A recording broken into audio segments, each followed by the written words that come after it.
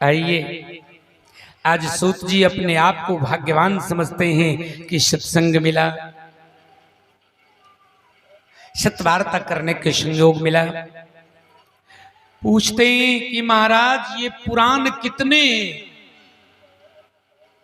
तो पुराण की संख्या 18 है। कौन कौन पुराण है? शृण्वन्तु संप्रवक्ष्यामि पुराणानि मुनीश्वरा यथा श्रुतानि तत्त्वेन व्यासात् सत्यवती सुता। सत्यवती नंदन वेद व्यास के मुख से सुना। ये पुराण 18 है। कौन कौन? मद्वयम भद्वयम चैव ब्रत्रयम बचतुष्टयम। बड़ी सुंदर बात है। कहा मौ अक्षर से प्रारंभ 2 पुराण है। मौ अक्षर से प्रारंभ 2 पुराण है। कौन कौन है भैया? मत्स्य पुराण और मार्कंडेय पुराण। भद्वयम, भ अक्षर से भी 2 पुराण है, भविष्य पुराण और भागवत पुराण। वाह। कहे ब्रत्रयम, ब्र अक्षर से 3 पुराण है, ब्रह्म पुराण, ब्रह्मांड पुराण, ब्रह्म वैवर्तक। कहे अनापलिंग क्वस्कानि पुराणानि पृथक पृथक। कहे वो अक्षर से 4 पुराण है, वामन पुराण, विष्णु पुराण, वायु पुराण और 12 पुराण। बड़ी सुंदर। कहे अ अक्षर से अग्नि पुराण, ना अक्षर से नारद पुराण, प अक्षर से पद्म पुराण, लिंग से लिंग पुराण और गौ से गरुड़ पुराण, अस्क से अस्कंद पुराण। ये 18 पुराण है। ये 18 पुराण के जो श्लोक संख्या अलग अलग है। ध्यान से सुनिएगा। कहे 14,000 च मत्स्यात्म्यं प्रकृतितम मां। मत्स्य पुराण में 14,000 श्लोक है और मार्कंडेय पुराण में 9,000 श्लोक है। भविष्य पुराण में 14,500 और भागवत पुराण में 18,000 श्लोकों की चर्चा है। ब्रह्म पुराण में श्लोक संख्या 10,000 है, ब्रह्मांड पुराण में 12,000 है और ब्रह्म वैवर्तक पुराण में 18,000 श्लोक है।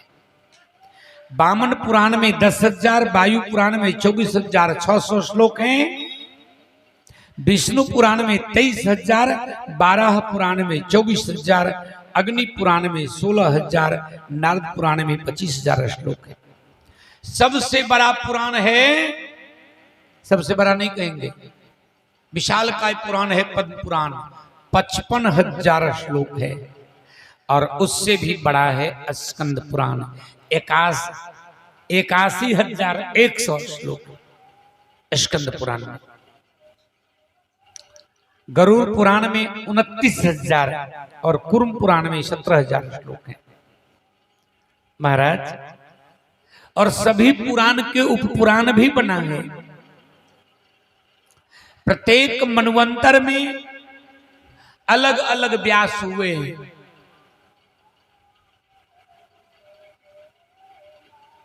हम लोग तो एक ही व्यास के नाम जानते हैं अभी भी, सत्यवती नंदन वेद व्यास। उनका शुद्ध नाम है कृष्ण द्वैपायन व्यास। लेकिन प्रत्येक मनवंतर में अलग अलग। अब मनवंतर जानते हैं ना कितना दिन के होता है? मनवंतर की गणना इस तरह है, 30 दिन के महीना होता है, 12 महीने के वर्ष होते हैं। हाँ, कहे इस गणना के मुताबिक सतयुग के उम्र होता है 17,28,000 वर्ष। त्रेता की उम्र है 12,96,000 वर्ष। द्वापर के है 8,64,000 वर्ष और कलयुग की उम्र है 4,32,000। इस चारों को जोड़ते हैं तो बनता है 43,20,000 वर्ष। एक बार चारों युग बीतता है उसको एक चौखड़ी बोलते हैं, 43,20,000 वर्ष। ऐसे जब 72 चौखड़ी बीतता है, 72 सतयुग, 72 कलयुग, 72 त्रेता, 72 द्वापर, तब होता है एक मनवंतर। ऐसे समय के लिए एक व्यास होते हैं। ऐसे जब 14 मनवंतर चलता है तब होता है एक कल्प। तो प्रत्येक मनवंतर के अलग अलग व्यास होते हैं। बड़ी सुंदर बात है। आज नाम भी सुन लीजिए आप लोग। अभी जो हम लोग हैं ना 28वें द्वापर में,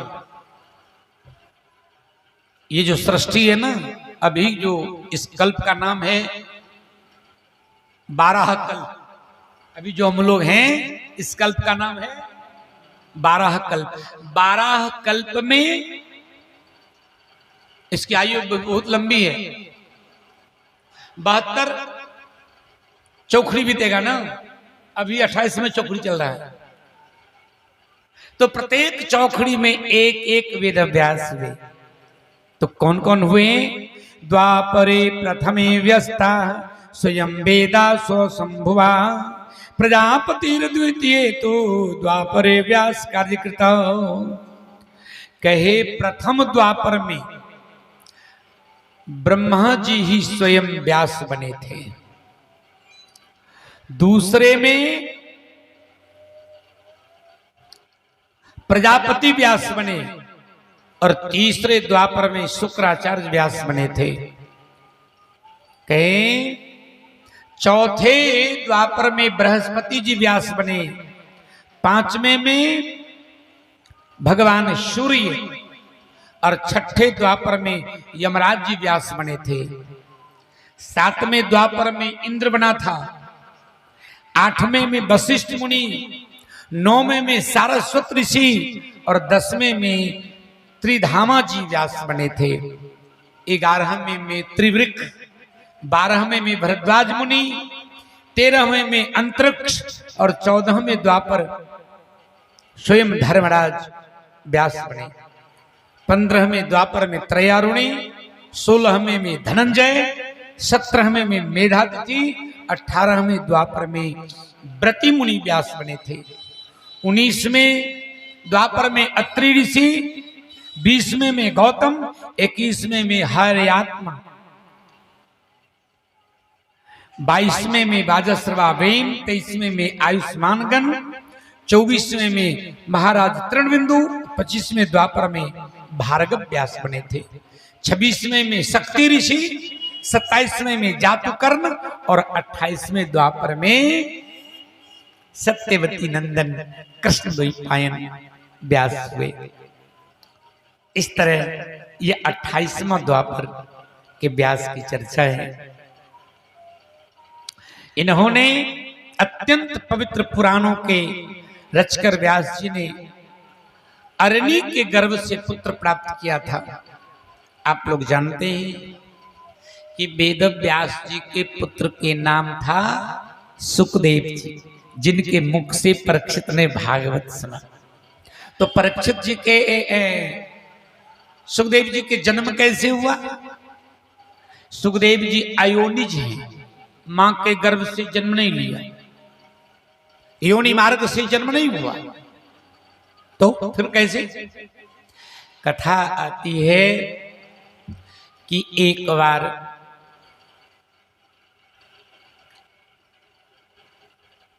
वेद व्यास जी एक पक्षी को देखा, कुरड़ी पक्षी को।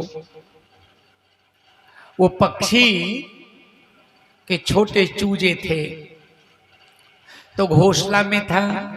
एक बार दृष्टि पड़ी कि वो कुरड़ी पक्षी जब आई तो उस चूजे के मुंह में अपने मुंह से आहार डाल रही, बड़ा प्यार कर रही थी। और चूजा बराबर पंख फैला करके चूं चूं बोल रहा था। वेद व्यास जी के मन में एक उत्कंठा जगी।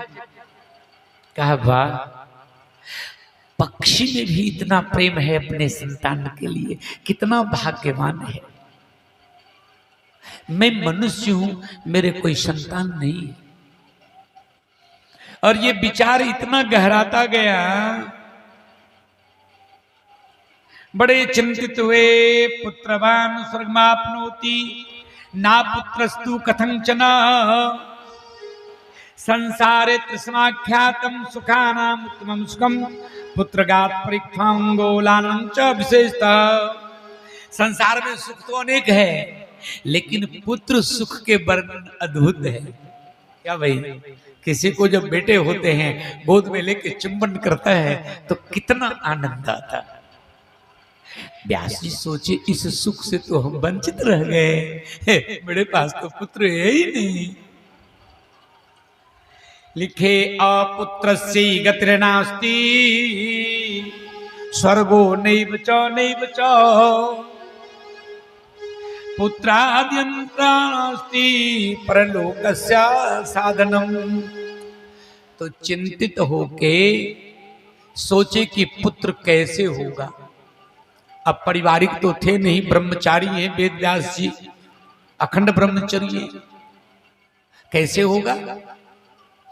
तो चले अपनी व्यथा लेकर।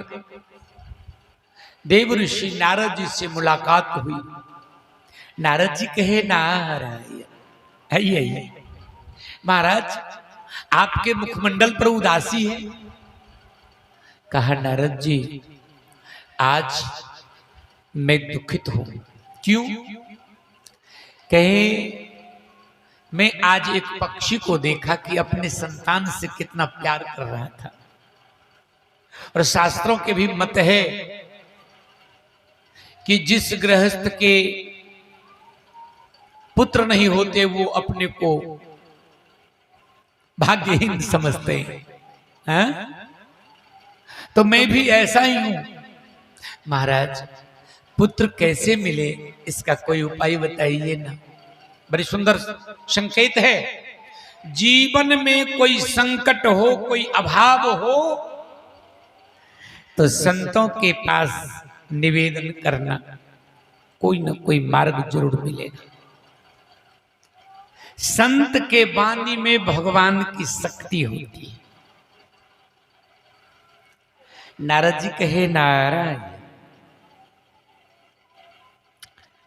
एक काम कीजिए, आप जगत जननी जगदम्बा भगवती के आराधना करिए। उनकी कृपा हो तो आपके पुत्र मिल जाएंगे। नारद जी बड़ी सुंदर बताते हैं। ध्यानस्थं च हरि दृष्ट्वा पिता मे विस्मयं गता प्रयपृक्षतं देवेशं श्रीनाथं जगतं पतिम। कहे वेदव्यास जी सुनिए, एक बार मैं अपने पिता ब्रह्मा के पास गया तो ब्रह्मा जी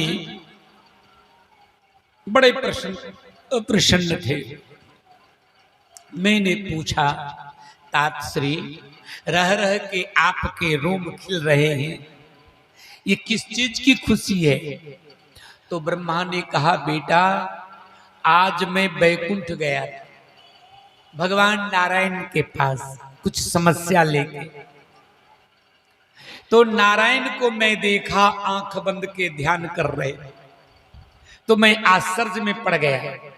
कि दुनिया को चलाने वाले तो नारायण विष्णु हैं, सब देवता में श्रेष्ठ हैं, ये किनका ध्यान करते हैं? इनसे ऊपर भी कोई है? तो ब्रह्मा जी पूछा भगवान विष्णु से कि प्रभु, तो आंखें खुली, कहा ये ब्रह्मा जी, कहा प्रभु आश्चर्य, जीव मात्र देवता दानव सब आपके अधीन है, ऋषि महर्षि भी आपके ही चरण के चिंतन करते, आप श्रेष्ठ हो, फिर आप किसका ध्यान करते हो? हमें समझ में नहीं आता। भगवान विष्णु ने कहा, हे पितामह, आपको पता नहीं है, हम सब जो यहां आए, हम सब के उत्पन्न करने वाली कौन है? आदि शक्ति। गौर करना, बिना माता से कोई जन्म लेगा? बिना मातृशक्ति से कोई दुनिया में आएगा? तो आदि शक्ति भगवती जगत माता है, कहीं उसी आदि शक्ति आद्या से हम लोग प्रकट हुए। आदि माने ओरिजिन पॉइंट, जहां से सृष्टि शुरू हुई। कि मैं उनका ही चिंतन कर रहा था, जब तक उन शक्ति की कृपा न हो तो कोई कार्य संभव नहीं। हे वेद व्यास, सुनकर मैं प्रसन्न हुआ और वही आपसे कहता हूं, आप भी यदि भगवती के ध्यान करें, आराधना करें, तो आपकी भी सारी इच्छा की पूर्ति हो जाएगी। प्रेम से बोल दी जगन माता की जय। तो वेद व्यास जी भगवती के ध्यान करना शुरू किया। भगवती जी प्रसन्न हुई, प्रकट हुई, बरम ब्रूहि बर मांगो। कहा, मां, मैं एक पुत्र की अभिलाषा रखता हूं, लेकिन अभाव इस बात की है कि मैं गृहस्थ आश्रम में तो हूं नहीं, मेरे पास तो कोई पत्नी है नहीं, लेकिन पुत्र की इच्छा है। मैं व्रत भंग नहीं करूंगा, मैं विवाह नहीं करूंगा, मेरा जो ब्रह्मचर्य व्रत है वो भंग नहीं करूंगा, लेकिन पुत्र चाहिए। कहा, अवश्य तुम्हारी इच्छा की पूर्ति होगी, तुम्हें यशस्वी पुत्र होंगे, भगवान के परम भक्त पुत्र होंगे। देवी के कृपा से एक दिन की बात है, अरणी मंथन कर रहे थे। अरणी मतलब लकड़ी। विधान है, जब कोई यज्ञ शुरू करते हैं तो लकड़ी में लकड़ी को रगड़ के आग पैदा करता है और उस अग्नि से यज्ञ होता है। इसको बोलते हैं अरणी मंथन। अरणी मन लकड़ी। एक दिन वेद व्यास जी अरणी मंथन कर रहे थे, कारण प्रत्येक दिन यज्ञ करते थे, उनका प्रत्येक दिन हवन करने का नियम था। अभी भी बहुत से संत महात्मा हैं जो उनका नाम होता है अग्निहोत्री, जब तक हवन नहीं करेंगे तब तक उनका नियम पूरा नहीं हो। तो प्रत्येक दिन यज्ञ करते हैं, एक दिन अरणी मंथन कर रहे थे और भगवान की कृपा है, भगवती का आशीर्वाद है, इतने संयमी, इतने बड़े साधक। उस समय में अंतरिक्ष से एक अप्सरा जा रही थी। उस अप्सरा का नाम है घृताची। घृताची नाम की अप्सरा जा रही थी। वेद व्यास की दृष्टि घृताची अप्सरा पर पड़ा, उनके रूप सौंदर्य से मोहित हो गया और इतने मोहित हो गए, वो जो अरणी मंथन कर रहा था उनका शुक्रपात हो गया। उस लकड़ी पर शुक्र गिरा और तुरंत एक बालक प्रकट हो गया। अरणी मंथन से वह बालक प्रकट हुआ, बड़े श्याम वर्ण के था, उनकी नासिका नुकीली थी, लंबी थी, मधुर मधुर स्वर उनके मुख से निकल रहा था। देवता लोग पुष्प वृष्टि करने लगा। बोले सुखदेव भगवान की जय। और उस पुत्र के मुख देखकर प्रसन्न हो गए कि आज हमें एक ऋण पूरा हो गया। कितना ऋण है हम लोगों पर? 3 ऋण है, 3 कर्ज है। कौन कौन कर्ज है? माता पिता के कर्ज है। जो माता पिता जन्म दे के दुनिया में लाए उनका हम कर्जदार हैं। आज लोग इस कर्जा को भूल जाता है। नहीं, बेटे का कर्जा याद रहता है, पत्नी के कर्जा याद रहता है क्या, लेकिन माँ बाप के कर्जा याद नहीं रहता। ऋण है माता पिता के। इस ऋण से मुक्ति कैसे होगी? ये परंपरा है। सृष्टि चलाने का एक भार आप पर है, आप गृहस्थ हैं। तो आप जब संतान पैदा करते हैं, आपके जब घर में बच्चे पैदा होते हैं, तो सृष्टि का क्रम जो है वह सफल माना जाता है। मातृ पितृ ऋण से आप निर्भर होते हैं। तो माता पिता की सेवा करो और गृहस्थ आश्रम में आके वंश परंपरा को कायम रखने के लिए संतान उत्पन्न करो। ये पहला ऋण है। दूसरा ऋण है देव ऋण। देवता के कर्ज है हम लोगों पर। हम लोग कर्जा लिए हैं देवता से। सांस लेते हैं, ऑक्सीजन लेते हैं, कभी बिल पेड करते हैं? भैया किसी को कहीं डॉक्टर के पास में ऑक्सीजन लग जाए तो 60-70 रुपए घंटा लेता है। हम लोग 10-20 बरस, 50 बरस, 100 बरस जिए हैं, कितना पाउंड ऑक्सीजन लिए, पैसा दिए हैं, कर्ज है ना। एक बिस्लरी पानी खरीदते हैं तो 20 रुपया लेता है। और कितना क्विंटल टन पानी हम लोग पी गए। कभी कर्जा सटा? तो पवन देव से ऑक्सीजन लिए, वरुण देव से जल लिए, चंद्रमा से शीतलता लिए, सूर्य से प्रकाश लिए, अग्नि से ताप लिए। ये सब देवता के हम क्या हैं? ऋणी। ये ऋण कैसे चुकेगा? अब देवता के कोई ऑफिस तो है नहीं क्या भैया कि बिल पेड कर दें? देवता के ऑफिस कहाँ है बता दूं आपको? ऑटोमेटिक पहुंच जाता है। आप जो यज्ञ करते हैं, आप जो सत्संग करवाते हैं, आप जो पुण्य कर्म करते हैं, चौराहे पर आप ट्यूबवेल लगा देते हैं, तीर्थ में धर्मशाला बना देते हैं, गरीबों को भोजन करा देते हैं, असहाय कन्या के विवाह करा देते हैं, संतों के भोजन करा देते हैं, यही सारा पुण्य देवता के क्या नंबर पर पहुंच जाता है। आप पूर्ण हो जाते हैं। तो मनुष्य बने हो तो कुछ न कुछ पुण्य कर्म करना, तो ऋण से मुक्ति मिलेगी। जितना संभव हो बने, जो कुछ धर्म कर ले, यही एक साथ जाएगा। गया अवसर ये तेरा, फिर न हरगिज हाथ आएगा। जो ही संभव वो कुछ करो, और जो समय बीत गया फिर वापस आने वाला नहीं। प्रेम से बोल दे भक्त भगवान की जय। और तीसरा ऋण है ऋषि ऋण, गुरु ऋण, जिन्होंने मोक्ष पद के ज्ञान दिया, भक्ति के सूक्ष्म मार्ग दिखाया। ऐसे गुरु के ऋण से हम ऋणी। उनके ऋण से मुक्ति कैसे मिलेगी? उनका जो उपदेश है उसको जीवन में पालन करो। सदैव गुरु के उपदेश को याद रखो।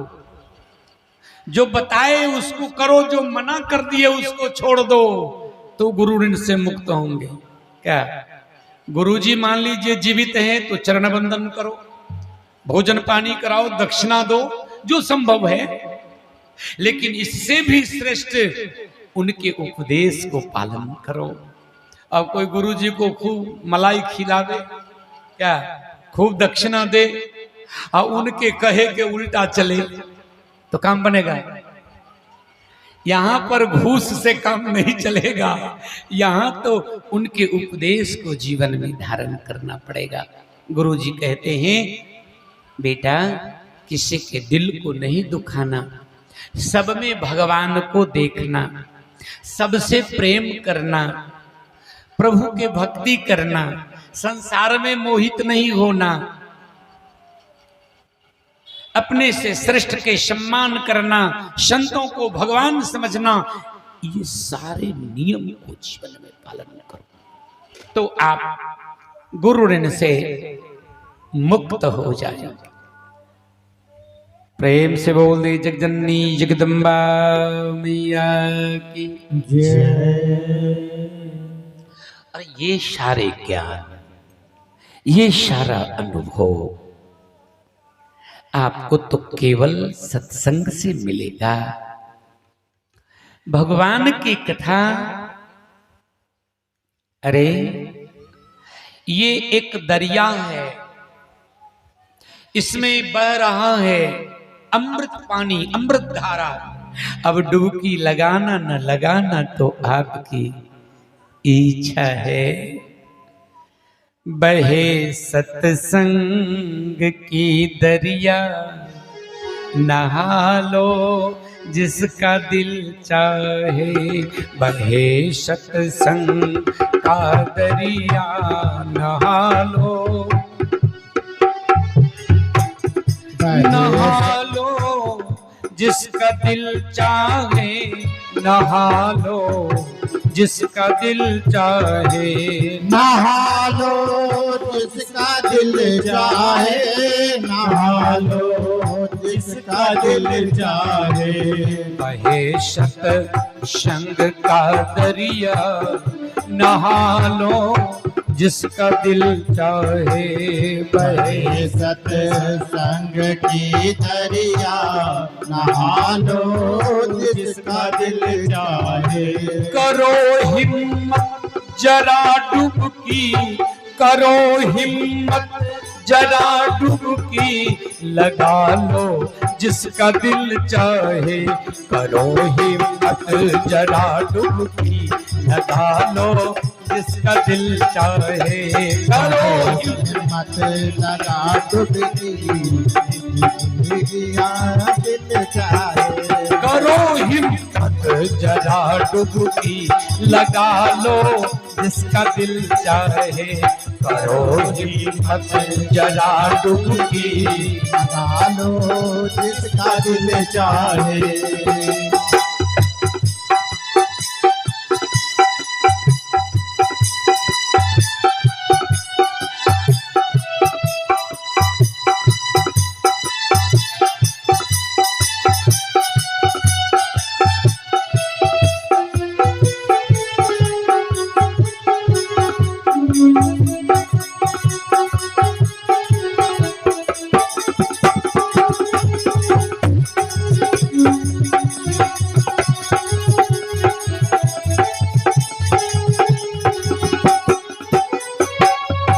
हजारों रत्न है इसमें, एक से एक बढ़ आला।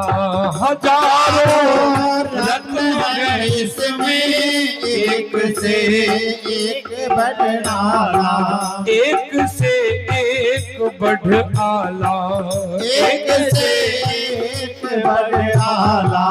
किसी का डर नहीं कुछ भी, किसी का डर नहीं कुछ भी। उठा लो जिसका दिल चाहे, किसी का डर चाहे, उठा लो जिसका दिल चाहे। बहे सत्संग के दरिया, नहा लो जिसका दिल चाहे।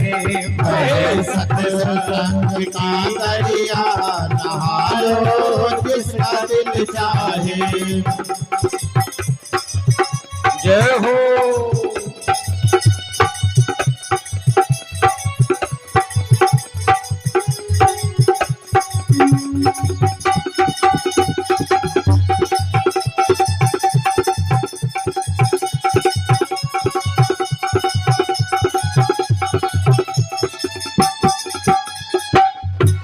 मिटे संसार का चक्कर, लगे नहीं मौत का टक्कर।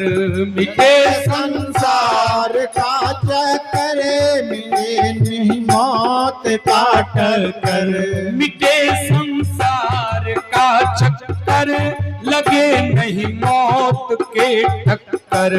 मिटे संसार का चक्कर, लगे नहीं मौत का टक्कर। लगे नहीं मौत का टक्कर। लगे नहीं मौत का टक्कर।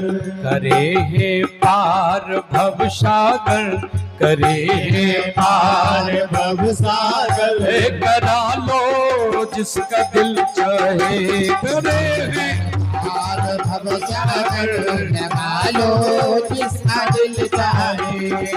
सत्संग के दरिया नहा लो जिसका दिल चाहे।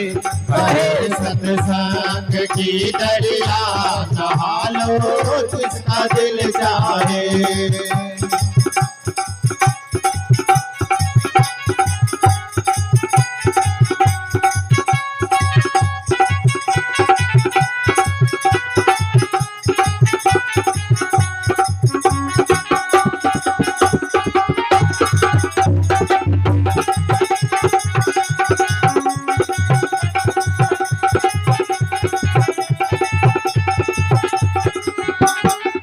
इसमें नहाने से क्या लाभ है? बनावे चोर से साधु, मिटावे दुष्टता मन की। बनावे चोर से साधु, मिटावे दुष्टता मन की। मिटावे दुष्टता मन की। मिटावे दुष्टता मन की। और क्या हो? कटे जर मूल पापों का, कटे जर मूल पापों का। कटा लो जिसका दिल चाहे। कटे जर मूल पापों का, कटा लो जिसका दिल चाहे।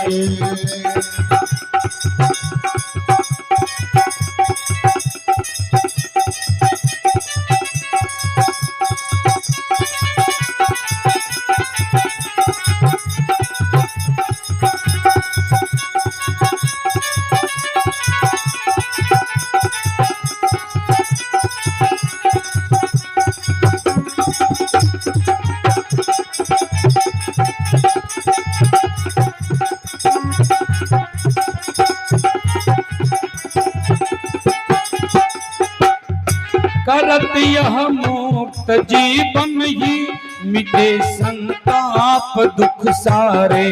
करत ये मोक्ष जीवन की, मिटे संताप दुख सारे। मिटे संताप दुख सारे। मिटे संताप दुख सारे। मिटे संताप दुख सारे।